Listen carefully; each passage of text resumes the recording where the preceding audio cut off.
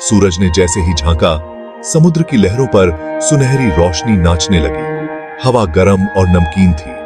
लोहित, एक जवान मछुआरा, अपनी नाव तैयार कर रहा था। वो दिन की शुरुआत करने के लिए बेताब था। लोहित को समुद्र से बहुत प्यार था। उसके अंदर हजारों राज छुपे थे।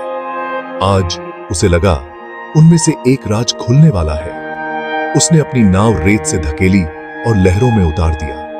समुद्र ने उसका स्वागत किया। लोहित आज आम से ज्यादा दूर तक चला गया था। सूरज और ऊपर चढ़ गया था।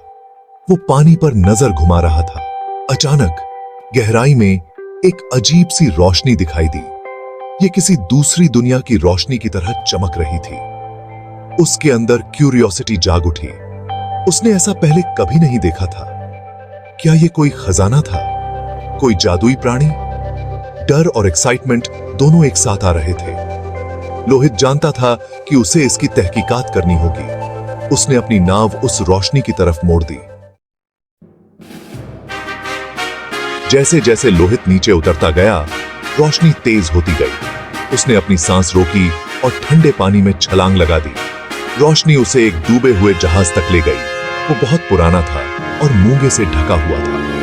टूटी हुई मस्तूलों के बीच मछलियां तैर रही थीं। उसने बहुत पहले खोए हुए एक जहाज के बारे में कहानियां सुनी थी। कहा जाता था कि उसमें एक राजा का मोतियों से भरा खजाना था। क्या यही वो जहाज हो सकता था? वो जहाज की तरफ तैरने लगा। तभी परछाई से एक काली परछाई निकली। लोहित के सामने एक विशाल आकृति प्रकट हुई। ये मोरक था, समुद्र का पौराणिक रक्षक। उसकी आंखें जलते हुए कोयले की तरह थीं। उसके हाथ में एक त्रिशूल था जो शक्ति से चमक रहा था। लोहित का दिल जोर से धड़कने लगा। ये जहाज तुम्हारा नहीं है, मोरक गरजा। उसकी आवाज पानी में गूंज उठी। अभी वापस मुड़ जाओ, वरना मेरा प्रकोप झेलने के लिए तैयार रहो। लोहित जानता था कि मोरक उसे पलक झपकते ही कुचल सकता है, लेकिन लोहित कोई मामूली मछुआरा नहीं था। वो बहादुर और तेज दिमाग वाला था। वो बहादुर और तेज बात के सीटी ही की फर्ज थे। 5वां भाग, साहस की परीक्षा। यह कहानी है एक युवा मछुआरे लोहित की, जिसने अपने साहस और दृढ़ संकल्प से समुद्र के रक्षक का सामना किया। हे महाबली मोरक, लोहित ने समुद्र के रक्षक को सम्मान से संबोधित किया। उसकी आवाज में आत्मविश्वास और विनम्रता दोनों थे। मैं किसी खजाने की तलाश में नहीं हूं। मैं यहां किसी स्वार्थी उद्देश्य से नहीं आया हूं। मैं यहां रोशनी से खिंचा चला आया। उस रहस्यमयी रोशनी ने मुझे यहां आने के लिए प्रेरित किया। अगर मैंने कोई गुस्ताखी की है तो मैं आपसे क्षमा मांगता हूं। मेरा उद्देश्य केवल सच्चाई की खोज करना है। मोरक ने अपनी भेदी निगाहों से लोहित का जायजा लिया। उसकी आंखों में गहराई और समझदारी थी। बहुत खूब, मोरक ने आखिरकार कहा। उसकी आवाज में एक अजीब सी गरिमा थी। अपनी योग्यता साबित करो, जवान मछुआरे। यह तुम्हारे साहस और धैर्य की परीक्षा है। तूफान के कहर से बचो और मैं तुम्हारी बात सुनूंगा। यह तूफान तुम्हारी परीक्षा का पहला चरण है। उसने अपना त्रिशूल उठाया और उनके चारों ओर समुद्र उछलने लगा। लहरें ऊंची उठने लगी, जैसे कि वे लोहित को चुनौती दे रही हैं। लोहित जानता था कि यह उसकी पहली परीक्षा थी। उसे अपने साहस और धैर्य का परिचय देना था, ताकि वह मोरक की मान्यता प्राप्त कर सके।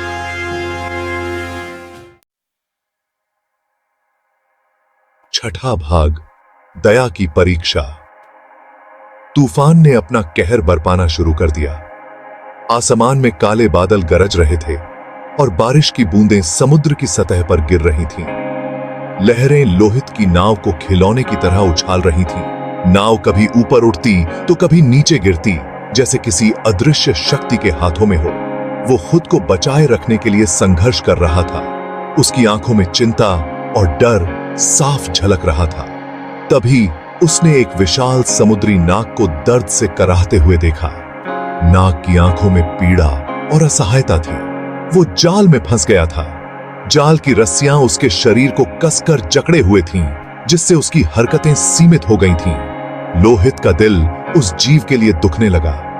उसकी आंखों में करुणा और सहानुभूति थी। वो खतरा जानता था, लेकिन वो नाग को ऐसे नहीं छोड़ सकता था। उसके मन में एक द्वंद्व चल रहा था, लेकिन अंततः उसने दया को चुना। उसने अपनी नाव को उसके करीब पहुंचाया और समुद्र से प्रार्थना करते हुए जाल को काट दिया। उसके हाथ कांप रहे थे, लेकिन उसका इरादा अडिग था। आजाद होकर नाग ने गहरे समुद्र में गायब होने से पहले कृतज्ञता से उसे देखा। उसकी आंखों में एक चमक थी, जैसे उसने लोहित को धन्यवाद कहा हो। तूफान के बाद समुद्र शांत हो गया। लोहित ने राहत की सांस ली और आसमान की ओर देखा, जहां सूरज की किरणें बादलों के बीच से झांक रही थी। उसने महसूस किया कि दया और साहस ने उसे इस कठिन परीक्षा में विजयी बनाया। उसकी आत्मा में एक नई शक्ति और शांति का संचार हुआ। 7वां भाग, ईमानदारी की परीक्षा। तूफान शांत हो गया। लोहित खुद को फिर से डूबे हुए जहाज के पास पाया। रोशनी पहले से कहीं ज्यादा तेज थी। वो अंदर चला गया। इस बार मोरक ने उसे जहाज के अंदर जाने दिया। उसे मोतियों से भरा एक संदूक मिला। वो अपनी सारी उम्मीदों से ज्यादा अमीर बन सकता था, लेकिन उसे मोरक के शब्द याद आ गए। यह जहाज तुम्हारा नहीं है। उसने संदूक बंद किया और सतह पर वापस आ गया। उसने उसे मोरक के सामने पेश किया। यह समुद्र की अमानत है, उसने कहा, कि अमानत है। 8वां भाग, प्राप्त हुई पहचान। मोरक ने लोहित को देखा। उसकी आंखों में गुस्सा गायब हो गया था। उसकी जगह सम्मान ने ले ली थी। तुमने साहस, दया और ईमानदारी दिखाई है, वो गरजा। तुम मेरी परीक्षाओं में पास हो गए, जवान मछुआरे। उसने अपने त्रिशूल से लोहित के माथे को छुआ। उसके अंदर ऊर्जा का संचार हुआ। समुद्र एक कठोर मालकिन है, मोरक ने आगे कहा, लेकिन वो उन लोगों को इनाम देती है जो उसका सम्मान करते हैं। फिर वो गहराई में गायब हो गया। 9वां भाग, एक सच्चे मछुआरे का दिल। लोहित अपने गांव लौट आया।